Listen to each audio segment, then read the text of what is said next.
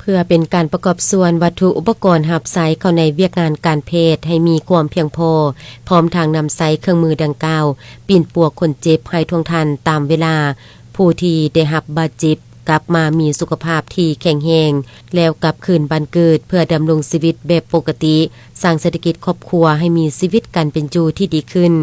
ในตอนเช้าของวันที่23พฤษภาคม2024นี้อยู่ที่ห้องหมอแขวงบุรีคำไซท่านนางแองใส่สงครามประธานกองทุน1ดวงใจบุรีคำไซช่วยเหลือสังคมพร้อมด้วยคณะได้นำเอาเครื่องมือการแพทย์เป็นต้นแม่นอุปกรณ์ผ่าตัดตาบเจียหูและสุดอุปกรณ์ผ่าตัดขาแววลูกรวมมูลค่า95ล้านกีบนำมามอบให้กับโรงหมอแขวงบุรีคำไซต่างนาคณะอำนวยการโรงหมอแขวงรับเอาเครื่องที่นำมามอบให้ในครั้งนี้โดยเมนท่านนางพัสดี